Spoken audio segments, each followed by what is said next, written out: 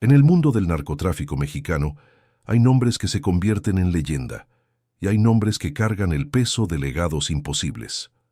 Vicente Carrillo Fuentes, conocido como el Viceroy, cargó durante 17 años con el peso de ser el heredero de su hermano amado, el Señor de los Cielos, el hombre que había revolucionado el narcotráfico mexicano con su flota de aviones y que había muerto en circunstancias que todavía generan especulación.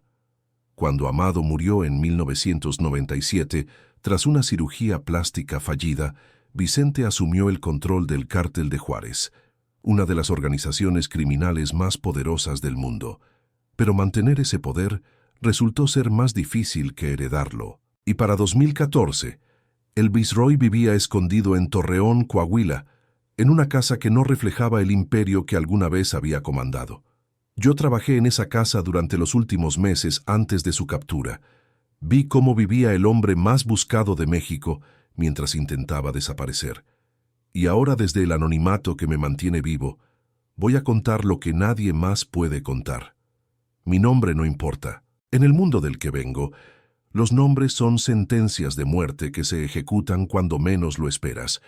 Son la información que tus enemigos necesitan para llegar a tu familia, para acabar con todo lo que has construido, para silenciarte de la manera más permanente que existe. Así que olviden mi nombre y concéntrense en lo que voy a relatar. Durante casi 8 meses, fui parte del personal doméstico que trabajaba en la casa donde el Viceroy se escondía. No era sicario ni operador, era algo mucho más mundano, el encargado de mantenimiento de una propiedad que oficialmente pertenecía a un empresario local. Era un trabajo que me colocaba en una posición única para observar la vida cotidiana de un fugitivo de alto perfil, para ver cómo un hombre que había controlado miles de millones de dólares en drogas ahora vivía con la paranoia constante de ser descubierto. Llegué a ese trabajo sin saber realmente para quién trabajaría. Un conocido me había conectado con gente que buscaba personal de confianza para una propiedad en Torreón. Alguien que supiera de plomería, electricidad, jardinería, el tipo de trabajo general que cualquier casa grande necesita. El pago era bueno, en efectivo, y las instrucciones eran claras: hacer el trabajo, no hacer preguntas, no hablar de lo que viera. Para alguien que había sobrevivido años de trabajos precarios en una economía que no ofrecía mucho, era una oferta que no podía rechazar. Acepté diciéndome que probablemente era algún empresario que evadía impuestos, o tal vez un político con secretos que esconder. No imaginé que estaría trabajando para uno de los narcotraficantes más buscados del mundo. La primera vez que vi a el Viceroy, no lo reconocí. Había cambiado su apariencia drásticamente desde las fotos que circulaban en carteles de Se Busca y en reportajes periodísticos. El hombre que vi era más delgado de lo que esperaría de alguien con su reputación, con cabello diferente, barba que no aparecía en ninguna imagen pública y una forma de moverse que no proyectaba el poder que su nombre evocaba. Parecía un empresario retirado, alguien que disfrutaba de una vida tranquila después de años de trabajo. Fue semanas después, al escuchar cómo lo llamaban quienes lo rodeaban, cuando empecé a sospechar quién era realmente. Y fue más tiempo después cuando confirmé mis sospechas al ver fragmentos de conversaciones, al notar detalles que no encajaban con la historia oficial de la casa. El Viceroy había heredado un imperio que estaba en su apogeo cuando su hermano murió. El Cártel de Juárez controlaba la frontera más valiosa del narcotráfico, la plaza de Ciudad Juárez, que conectaba directamente con El Paso, Texas, por donde fluían toneladas de cocaína hacia Estados Unidos. Amado había construido una organización que rivalizaba con cualquier corporación multinacional, con flotas de aviones, redes de distribución que cubrían continentes y una estructura financiera que lavaba miles de millones de dólares. Cuando murió, Vicente asumió el control junto con Juan José Esparragosa, el Azul, y durante años logró mantener el poder que había heredado. El legado de Amado Carrillo Fuentes era difícil de igualar. El Señor de los Cielos había ganado ese apodo por su innovación en el transporte de cocaína, usando una flota de aviones que incluía Boeing 727 modificados que podían transportar toneladas de droga en un solo vuelo. Había establecido relaciones directas con los carteles colombianos, eliminando intermediarios y maximizando ganancias. Había construido una red de corrupción que llegaba hasta los niveles más altos del gobierno mexicano, protección que permitía operar con una impunidad que pocos habían logrado. Vicente no tenía el carisma de su hermano, ni su genio para los negocios. Era un administrador competente, pero no un visionario. Alguien que podía mantener lo que existía, pero que no sabía cómo expandirlo. Los primeros años después de la muerte de Amado fueron de consolidación, de defenderse de quienes intentaron aprovecharse del vacío de poder, de demostrar que el cártel de Juárez seguía siendo una fuerza que debía respetarse. La alianza con el Azul fue crucial durante esos años iniciales.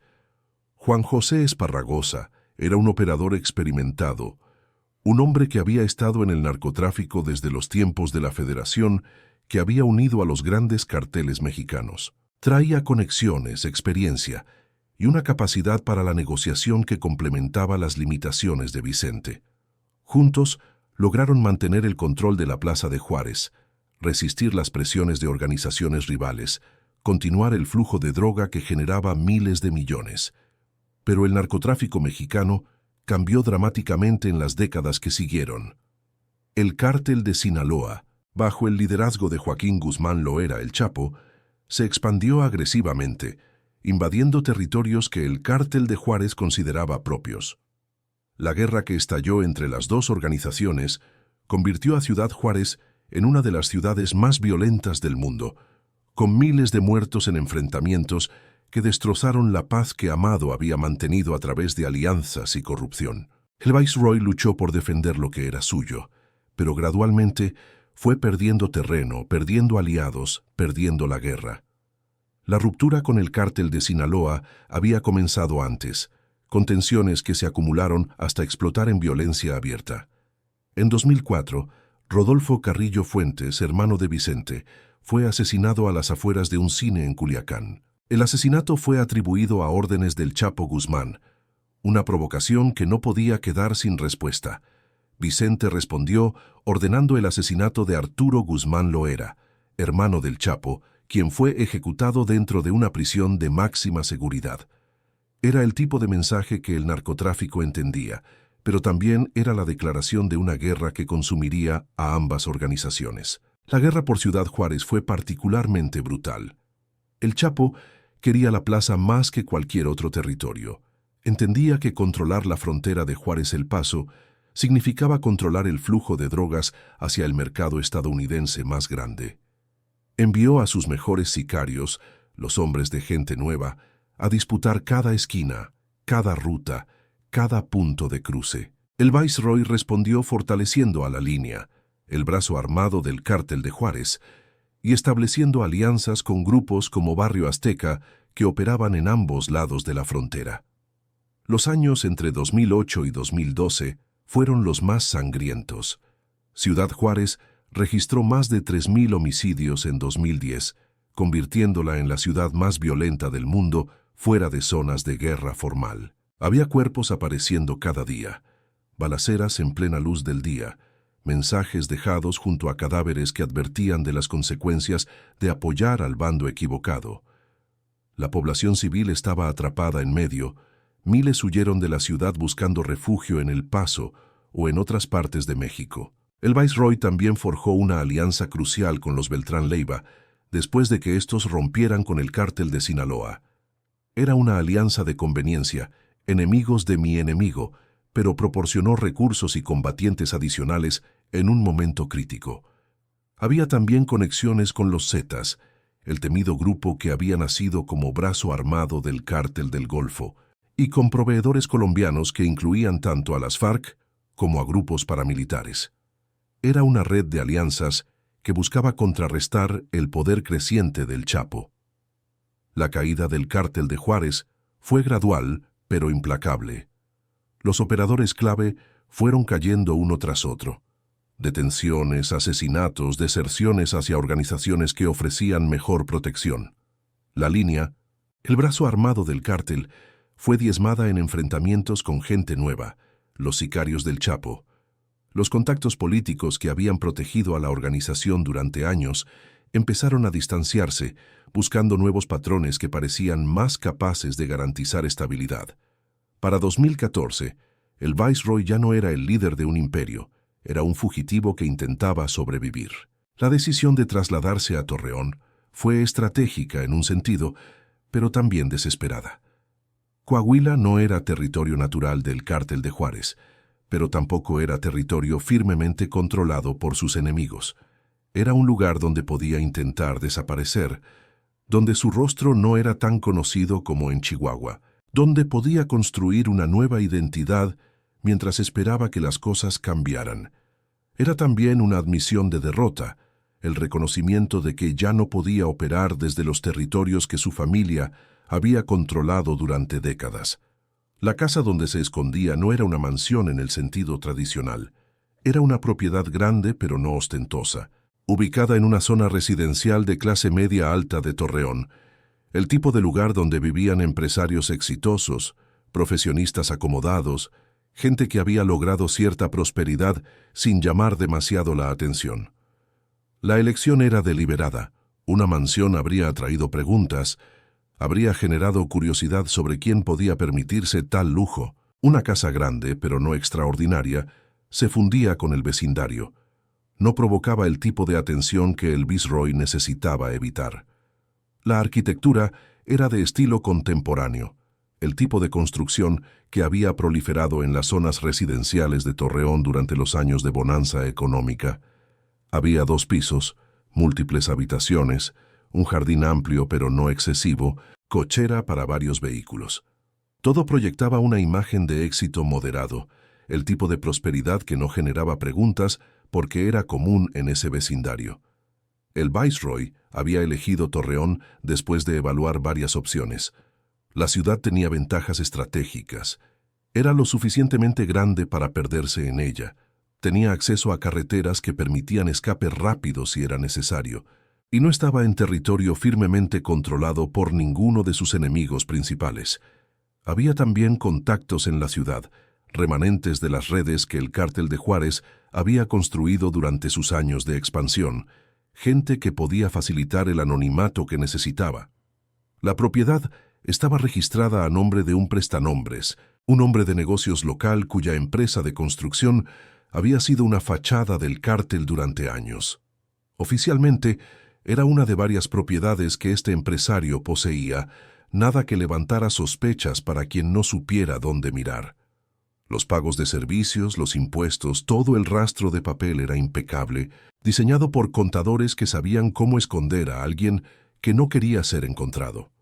El empresario prestanombres era un hombre que había colaborado con el Cártel de Juárez desde los tiempos de Amado. Había lavado dinero a través de proyectos de construcción, había proporcionado propiedades para operaciones diversas, había sido parte de la infraestructura legal que sostenía las actividades ilegales.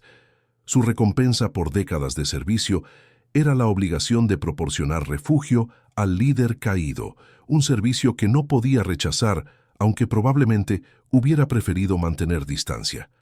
El interior de la casa era cómodo, pero no lujoso. Había muebles de buena calidad, pero no extraordinarios, decoración que sugería gusto, pero no exceso. Todo lo que esperarías encontrar en la casa de alguien con dinero, pero no con tanto dinero como para llamar la atención. El Viceroy había aprendido que la ostentación era peligrosa, que los días de mansiones extravagantes y vehículos de lujo habían terminado junto con el poder que alguna vez los había sostenido. La seguridad de la propiedad era discreta pero efectiva. No había guardias visibles, no había muros excesivamente altos, ni cámaras obvias que sugirieran que algo más que una familia común vivía ahí. Pero había sistemas de vigilancia ocultos, sensores que detectaban movimiento en el perímetro, rutinas diseñadas para identificar cualquier amenaza antes de que pudiera materializarse. Los hombres que protegían a el Viceroy no vestían de negro ni portaban armas visibles. Parecían jardineros, conductores, empleados domésticos comunes. Era camuflaje que funcionaba precisamente porque no parecía camuflaje.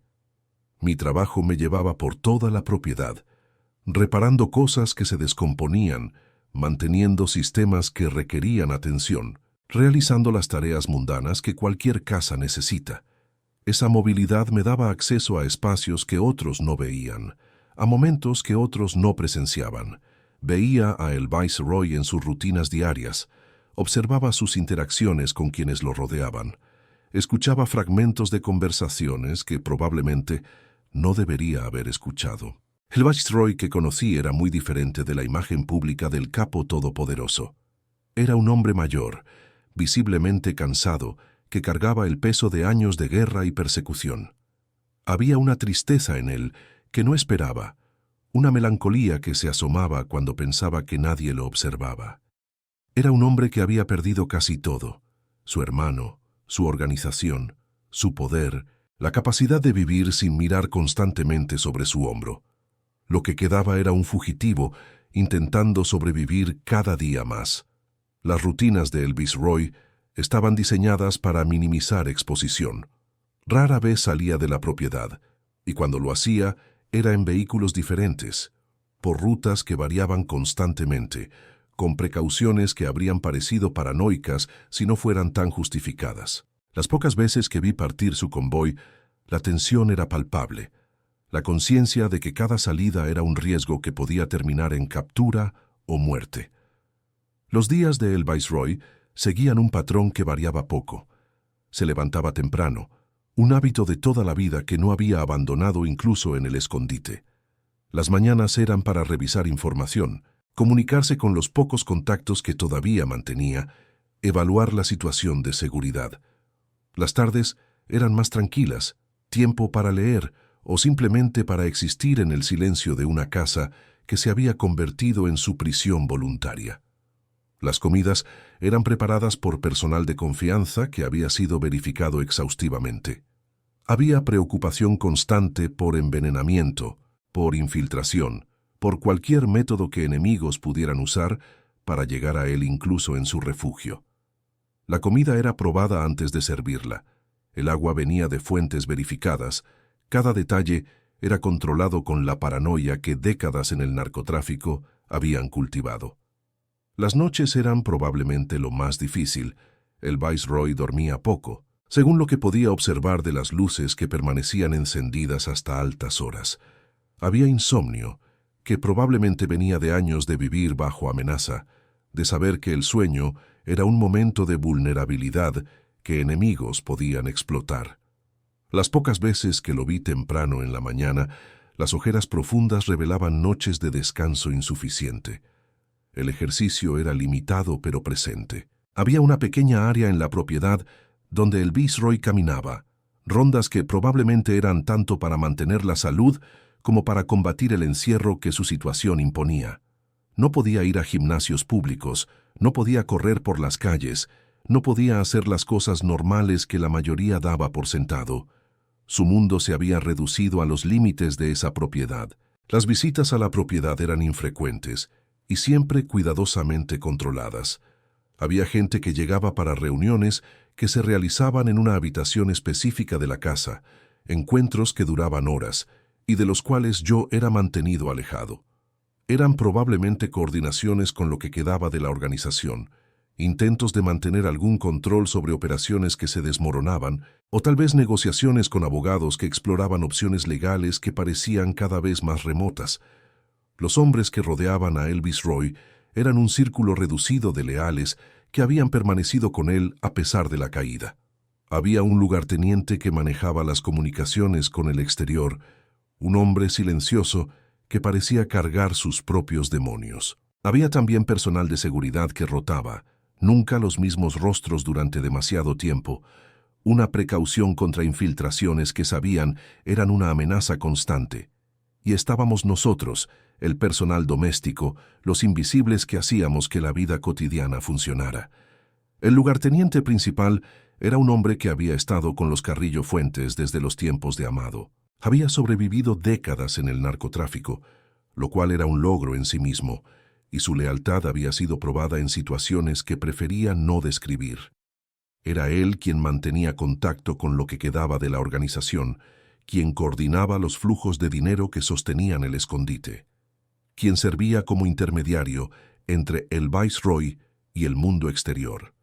Había también un encargado de seguridad, un exmilitar que había desertado años antes para trabajar con el cártel.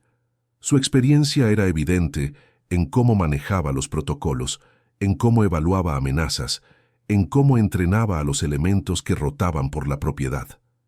Era profesional de una manera que contrastaba con la imagen de sicarios improvisados que los medios presentaban. Los elementos de seguridad que rotaban venían de diferentes partes, hombres que habían trabajado para la organización en otras capacidades y que ahora eran asignados a proteger al líder caído.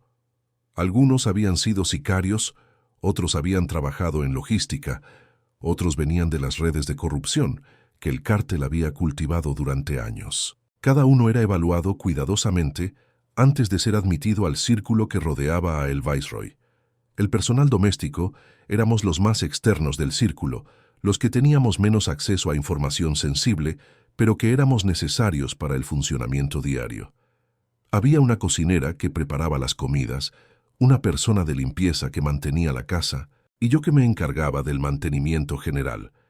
Éramos tratados con una mezcla de cordialidad distante y desconfianza subyacente, tolerados porque éramos necesarios, pero nunca completamente confiados. La relación de el Viceroy con su familia era algo que apenas vislumbré. Había llamadas telefónicas que se realizaban con precauciones extremas, usando sistemas que cambiaban constantemente para evitar intercepción.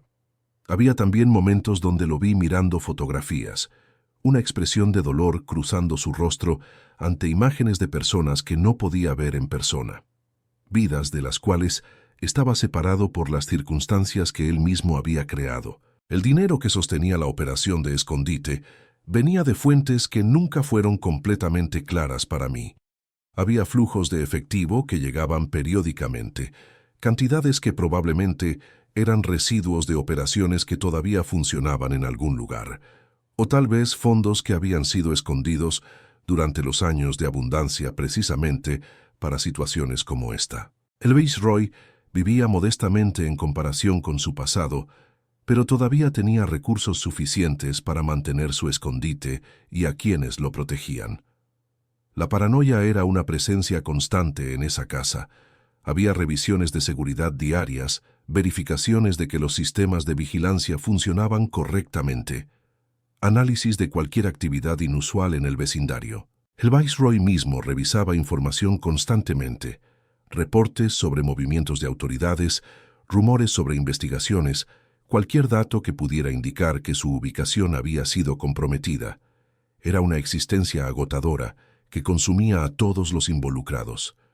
Los problemas de salud de el Viceroy eran evidentes, aunque nunca discutidos abiertamente. Había medicamentos que veía en la cocina cuando preparaba reparaciones, visitas de un médico que llegaba discretamente para consultas que se realizaban en privado. Los años de estrés, de violencia, de vivir constantemente bajo amenaza, habían cobrado un precio físico que era visible para quien supiera observar. La información sobre el exterior llegaba filtrada y controlada. Había televisores, pero rara vez se veían noticias que no fueran cuidadosamente seleccionadas. Los periódicos que llegaban eran revisados primero por personal de seguridad. Cualquier información sobre el narcotráfico o sobre investigaciones era extraída antes de que llegara a manos de el Viceroy. Era una burbuja informativa diseñada para mantener la calma, aunque probablemente todos sabían que la realidad exterior era cada vez más amenazante. Los rumores de que las autoridades estaban cerrando el cerco llegaban ocasionalmente, generando períodos de tensión aumentada donde se consideraban planes de escape. Había rutas alternativas preparadas, vehículos listos, contactos en otras ciudades que podrían proporcionar refugio temporal. Pero moverse significaba arriesgar, significaba exponerse de maneras que el escondite en Torreón evitaba.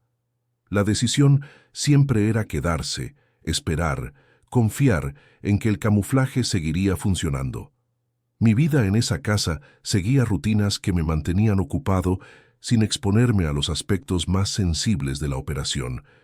Llegaba por las mañanas, realizaba las tareas que me habían sido asignadas, me retiraba al final del día sin hacer preguntas, sobre lo que había observado. Era un equilibrio delicado entre hacer mi trabajo y mantenerme lo suficientemente ignorante como para no representar una amenaza. Sabía más de lo que debería saber, pero también sabía que demostrar ese conocimiento sería peligroso.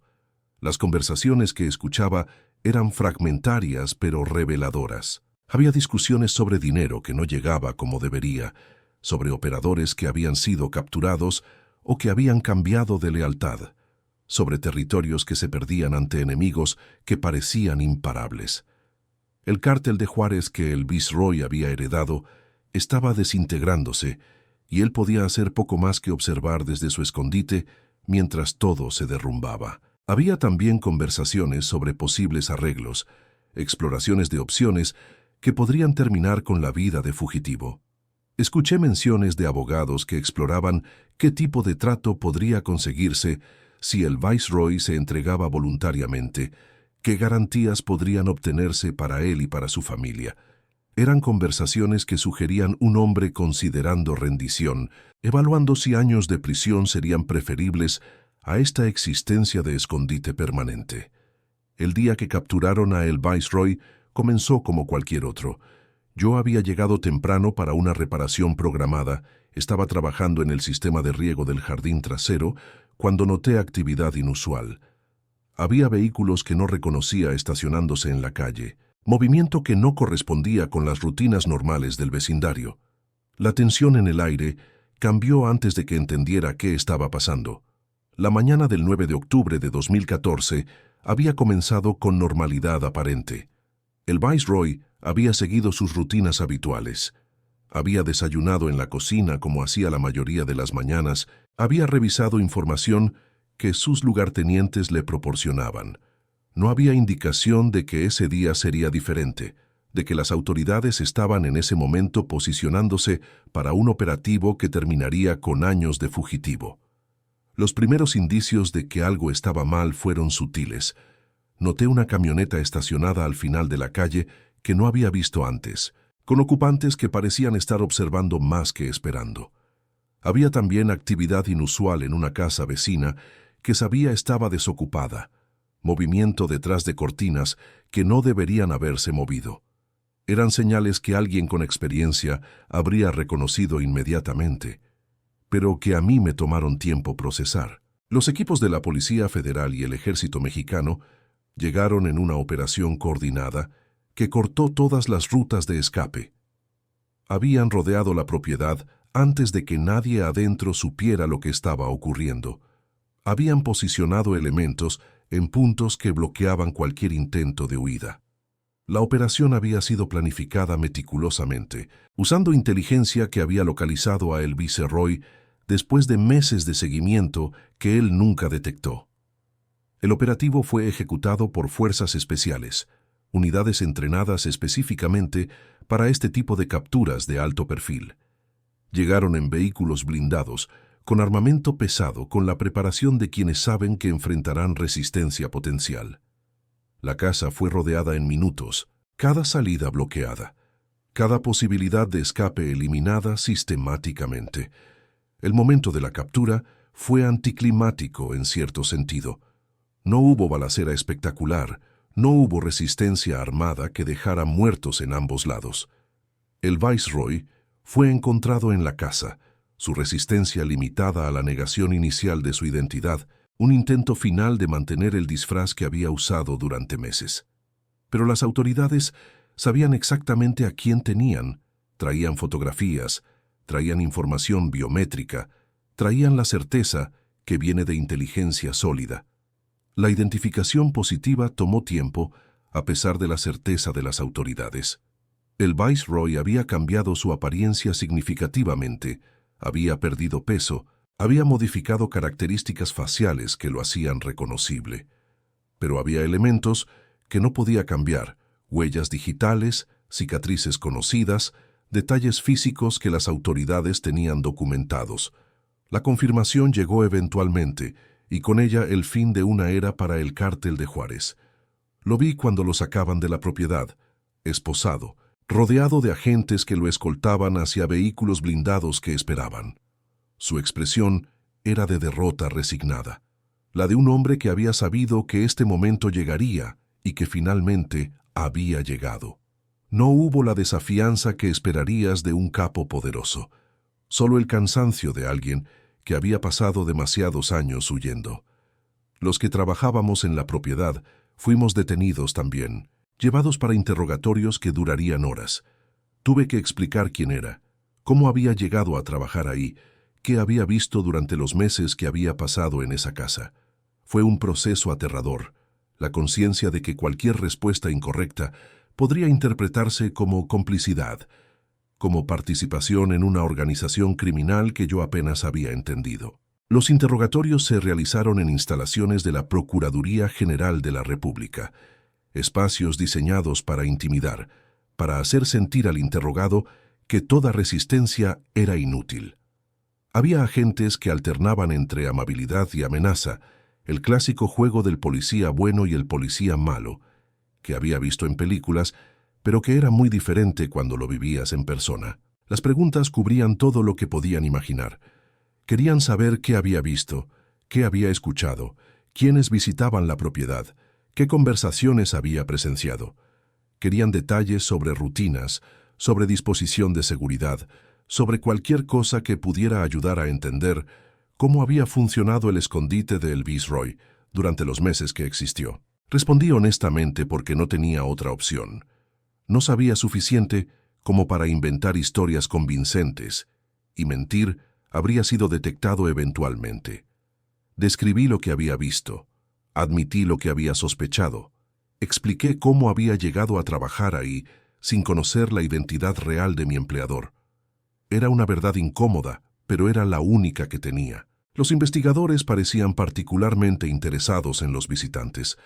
Querían descripciones físicas, querían saber con qué frecuencia llegaban, querían cualquier fragmento de conversación que pudiera haber escuchado. Les di lo que tenía, que no era mucho, pero era algo.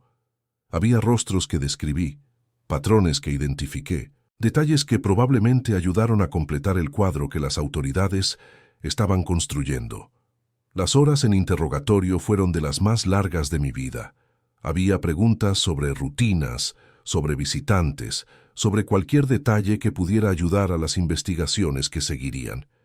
Respondí honestamente lo que sabía, que era menos de lo que probablemente pensaban, pero más de lo que hubiera querido saber. Al final, fui liberado con advertencias de no hablar de lo que había visto, de estar disponible para futuras preguntas, de entender que mi silencio era esperado. La liberación vino después de casi 24 horas de interrogatorios intermitentes. No hubo cargos formales. No había evidencia de que yo hubiera participado en actividades criminales, más allá de trabajar en una propiedad que resultó ser el escondite de un capo. Pero la advertencia fue clara. Mi cooperación era esperada si había más preguntas. Mi silencio era requerido sobre lo que había visto.